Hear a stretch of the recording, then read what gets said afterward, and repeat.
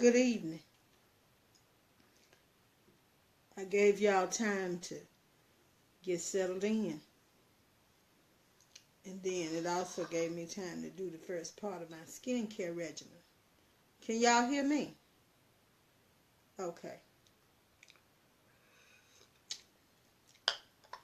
It's Monday.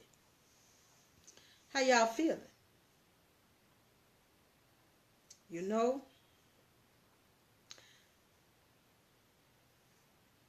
this is going to be a very interesting topic. And I was going to have it by the fireside. But this will be done in more than one part. I'm glad to see y'all. Hello to all of you all.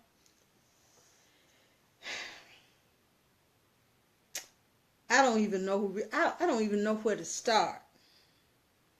But I'm going to give you a little history lesson, okay? The first thing that I want you to understand, that right before the women's liberation movement began, the civil rights movement had unified black people all across the country from all walks of life to secure the rights that they had been denied ever since they got to this country. Even after the Emancipation Proclamation had been signed, black people, under the Black Code, strict segregation, and Jim Crow laws were denied their rights. But when the civil rights movement got into full swing after World War II, when those soldiers returned and realized that they had fought to serve a country that would not serve them, black men, black women, the rich, the poor, the educated, the uneducated, the have-nots and the have-gots continued to struggle together in an even more unified effort. And by 1964, a lot of progress had been made. The Civil Rights Acts of 1964 began to show our ancestors that there was fruit in their labor. And during the 60s, great strides were made. Tremendous strides were made in voting rights, work rights, labor laws, and even housing laws. And then in the 1970s, white women began to protest their lives as housewives and homemakers. They began to march in the streets, taking note from both Woodstock and the civil rights marches. They began to congregate in the streets of America and burn their bras in protest of being housewives, mothers, homemakers, and being relegated to secondary and subservient roles to their husbands. The feminist movement, backed by a very specific agenda and a lot of money, caught on. It came at the tails of unrest about the Vietnam War, the Civil Rights Movement, the war on poverty, all of that. So these white women got together and said, now that this momentum is coming, we need to get on it. They jumped on the end of your wagon. They were tailgating in the parking lot when black women and black men were out there on the field in the heat of the game. And as soon as black men began to get opportunities and make strides to take care of their families, move into corporate America, the white women got into the heads of the black women, just like that snake in the garden did. And they told them, okay, Your man can vote now. Your man can compete for the same jobs as my man now. But look at where the plight of women remains. We're still not paid as much as men. We're still not hired as often as they are on the job. And when we get the job, the working conditions are different. We don't move up as fast. Right then, you should have known that something was wrong. Because historically, they've never seen you as their ally. You must realize now, historically, the white woman has always seen the black woman as a threat. And only in unity with the white man to prove our inferiority, they were able to smirk in our faces as we were made to be subservient to them as maids, cooks, washwomen, house girls, etc., etc., so on and so forth. We washed their clothes, we drew their baths, we styled their hair, we cleaned their houses, we sewed their clothes, we nursed their children when they couldn't. And because of our beauty in form and face, we even satisfied their men when they couldn't.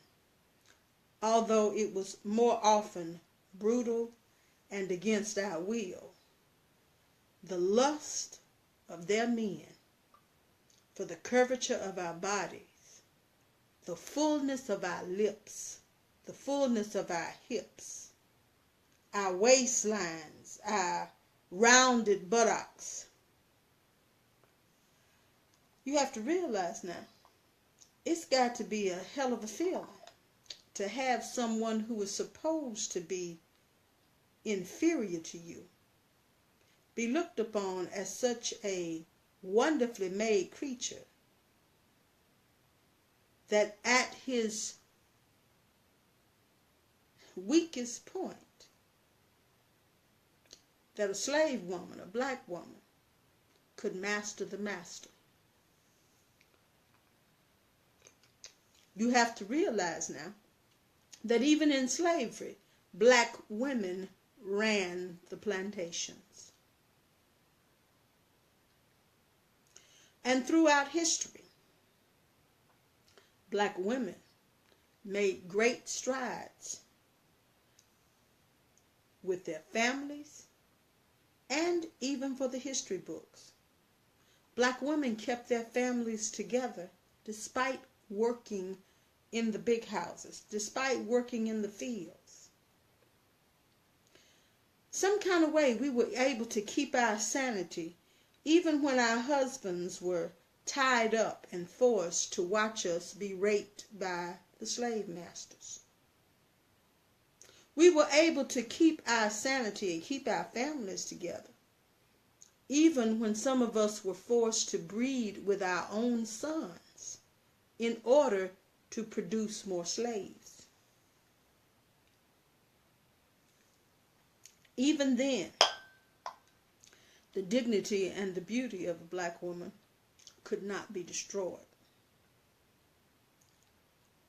Shortly after emancipation, and in the early 1900s, it was black women like Madam C.J. Walker who became the first black woman millionaire, if not the first woman millionaire, self-made woman millionaire in the history of this country. Black women like Mary Bethune founded Bethune-Cookman College. Singers like Marian Anderson broke barriers in music. And professional women like Mary Mahoney became the first black registered nurse in this country and founded the Henry Street Settlement. which was community nursing. I'm bringing all of this to your attention because I want you to realize black women didn't need liberating. We have always been, second to the white man, the freest people in this country. Black women and white men do what they want to do. Black women have always been able to be self-sufficient. They have always been able to work and save money for themselves. Even as slaves, they possessed exceptional culinary talents. They possessed extreme talents as seamstresses, cooks. And they could often be hired out to other plantations and were allowed to keep some of their money. Black women were able to earn and control their own wages before any other race of woman in the country. So for that reason, you have to understand in this first part of this series where you really were when these white women claimed to have come and found you to rescue you from your pitiful state. You have never been in a pitiful state. You must realize now that, I hope I'm saying the word correctly, we hail from a matriarchal society. In African society, women are revered. They're honored. They keep gardens. They tend the gardens. They are the keepers of the village, whereas the men are the protectors of the village. Black women are by our men historically honored as being we are honored as being those who produce, nurture, and encourage life and growth and beauty. Only when we got to the shores of America were we exposed to brutal misogyny and chauvinism. You must understand now that there are queens like Nefertiti, Hatshepsut, and Cleopatra that no matter how many movies they show you that she's a white woman, no matter how many movies you see her portrayed as a white woman, Elizabeth Taylor didn't a bit more look like Cleopatra than I look like Justin Bieber. Cleopatra was a black woman. These were black queens who ruled empires. So I want you to know, historically, you didn't need no liberating. And even when you were captured and put in the holds of those slave ships, when those boats got here to America, for lack of a better way to say it, your black ass already had a job.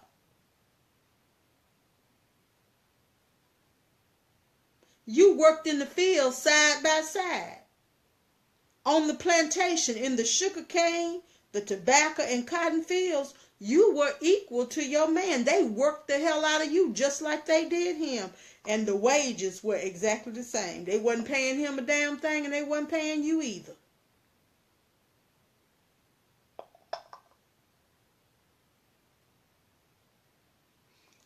Black men and black women didn't have a gender role problem. They had to work together. They did not compete with each other, because if they did, they knew that they could not survive. They knew that they would be destroyed. Family bonds were important, because you must also realize that we don't come from a people who choose to cross out the other one. We don't come from a people where competitiveness is how we survive. Healthy competition in the forms of games and sporting events is how Africans traditionally show things, pageants, dances.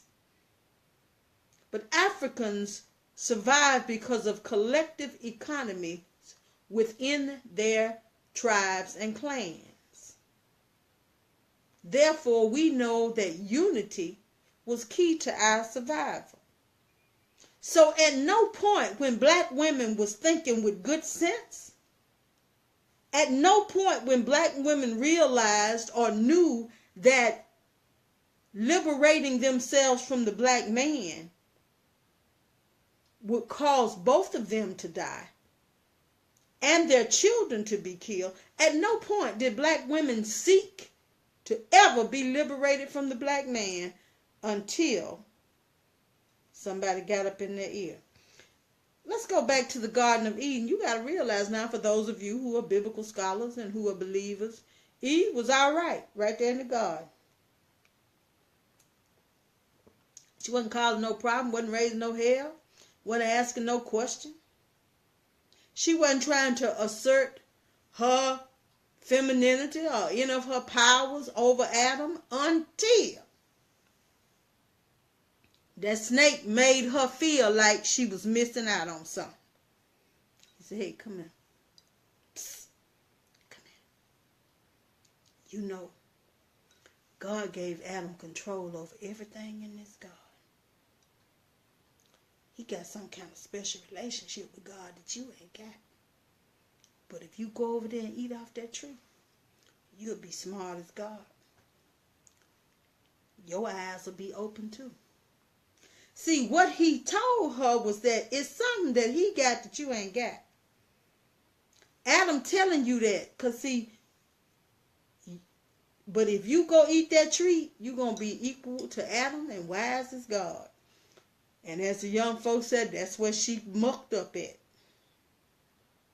And just like Eve, listen to the serpent who made her believe she was missing out on something. She got tricked, and her man fell from grace, lost his manhood, and has never regained that paradise that he once had. And so it is with black folk. When folk got up in our ear, or they got up in y'all ear, told y'all was missing out on something. You wasn't missing out on nothing. Black women was already going to work. They had jobs. They burned their bras, made y'all think y'all was missing something. Told y'all was not equal to the man. Made you think that you didn't need the black man. So they got y'all out there to burning y'all bras, pumping your fists in the air for the wrong reason, believing that welfare was the solution if that man didn't get a job, put him out the house. Because see, you got to realize now, black men and poor regular working white men been competing with each other for jobs since slavery. That's another subject. But when I get to that, I'm going to tell you why the prison population and the prison system in America was built off of black men and the reason why. But anyway, this woman who has been being taken care of by this white man, who has some money because they don't work the hell out of your man for free, tricked you to believe that you need to compete against your man in order to help her compete against her man.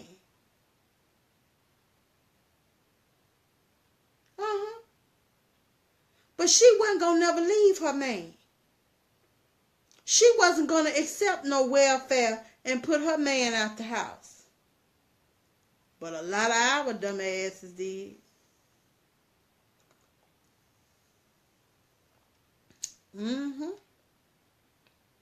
Now, once we did that, we thought that we were going to have this sisterhood with them. Not so. I even had a white woman today come on my Facebook page and tell me that I was using a tactic divide and conquer.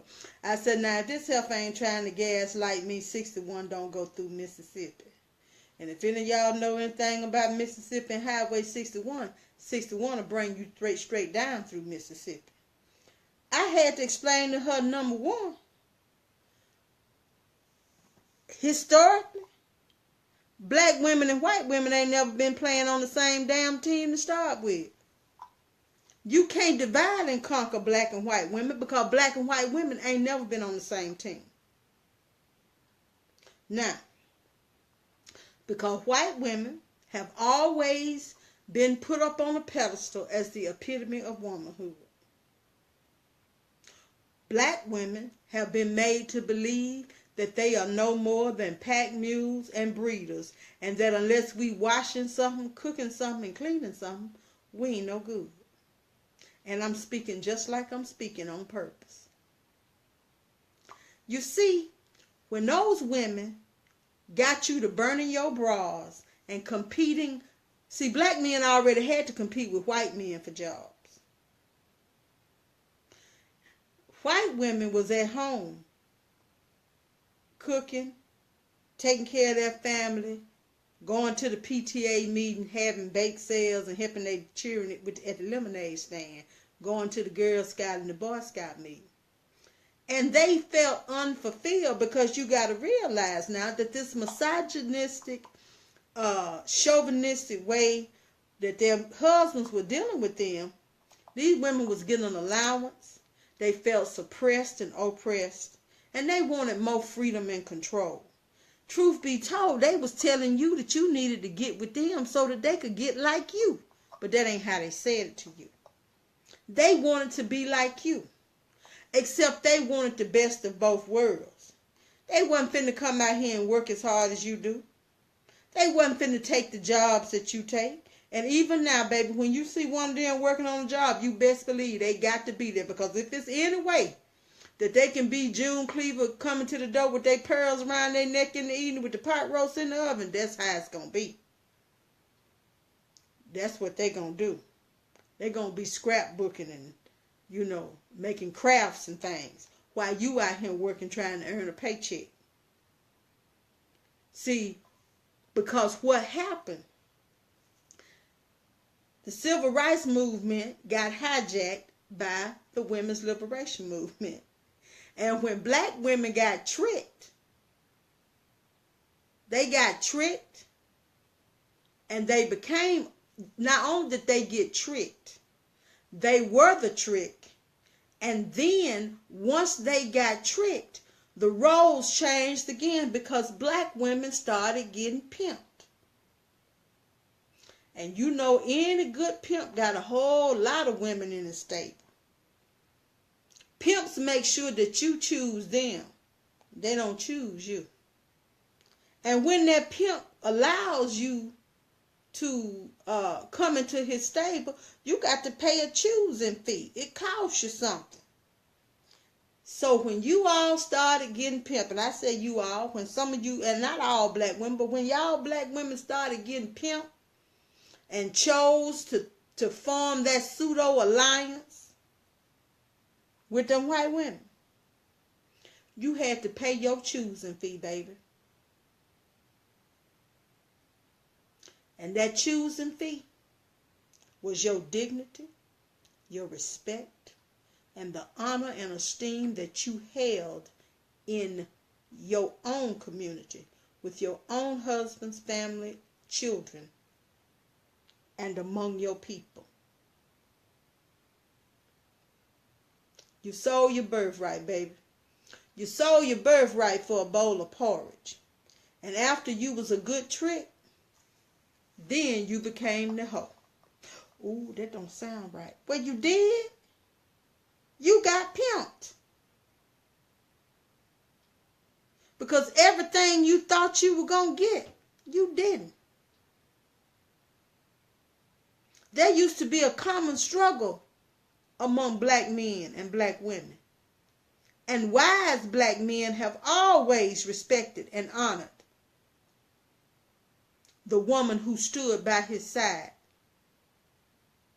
who even sometimes got behind him to give him that little extra push. But now, we got off the battlefield with our men to become battle axes and fight them. And now, our men was catching hell out in the street and was coming home and catching hell there too. Fast forward. Them white women told y'all could do more than be in the kitchen cooking and cleaning and having babies. You didn't need the black man. And here it is now in 2017. They cooking for your man, cleaning for your man. They got the black man and having his half white babies and half black babies. Ooh. No other nationality of women is out here turning against their men. No other nationality of women is talking about they don't need their men. Ain't no other nationality of women got a whole social media campaign, a whole magazine and talk show campaign about black men. Ain't nobody but us. Because whether you know it or not, you more loyal to the white women's liberation movement than you are to your damn self. Let alone your man, your children, and your family. Well, that's part one. That's just a little introduction. I'm going to introduce you to some of the writings of Angela Davis on tomorrow. I hope to be able later on in the week to show you how even the great abolitionist Frederick Douglass got tricked by a white woman way back in the day. It didn't just start in the 70s. They started way back in the 1800s trying to get them some freedom. Did y'all know that eventually Frederick Douglass left his black wife and married a white woman? Look it up. I ain't lying to you. We're going to do these in different parts because unless it's a leisurely Sunday where I know you got time, I know y'all got to go to work. Y'all got the kids to put to bed. And some of y'all women who ain't too liberated and don't think y'all need a man might be like me, sipping y'all tea waiting for that dough to crack open. So you can, ask your man how his day was and be his peace and soothing and comfort and all that other good stuff, Because I'm going to tell you, ladies, this the wrong time of the year to be getting liberated right now. If you was going to be liberated, your ass need to be liberated back in the summer. But now, 'tis the season, boo. Don't mess up. I hope that you all have found some points of interest in what I've said to you. I hope it's piqued your curiosity so that you will go back and study more about our voting rights. Because I did have a white woman come on my Facebook page and tell me that black men had the right to vote before black women. And as we say down here in Mississippi, where they do that at? Because black men couldn't vote until the same time black women could vote. I want you to go back and look at the civil rights movement and look at how instrumental the women were and how they were working alongside and supporting the men. I want you to go and start looking and learning some things about the women's liberation movement so you can see how clever and cunning they were when they tricked the black women. Okay? I also want you to go back and look at the traditional structure of the black family in Africa. I want you to find out as much as you can about how even in slavery the bonds of family were important, especially extended family. Even when we were sold away from each other, how we kept in touch with each other. You don't have to do it all tonight. But over a period of time, I want you to become familiar with that, because when you start learning who you really are, you're going to realize what a powerful and productive people you come from. And you're not going to let these images that they're showing to you on television, in books, in magazines, through even some of this twisted music, make you believe that you're less than the people that our ancestors were and wanted you to know that you were. Later on in the week, we're going to talk about how the pimp game and the women's lib game are so similar, and how out of all other nationalities of women who may have at some point taken some cues from the women's liberation movement, they didn't become the bottom like black women did. I've kept you long enough. I've got to finish my tea. I'm looking forward to reading your comments. I'm looking forward to you adding what you can to this discussion, because we're going to talk about this until we get the juice out of it. Okay? So you can look for at least 2, 3 more segments, or possibly more, because sometimes each answer to one question brings about another question. Be good to yourselves so that we can be good to each other. Each one teach one, because the more we know, the more we grow together. In the meantime, ladies, especially black women, I want y'all to know, you don't need nobody to liberate you.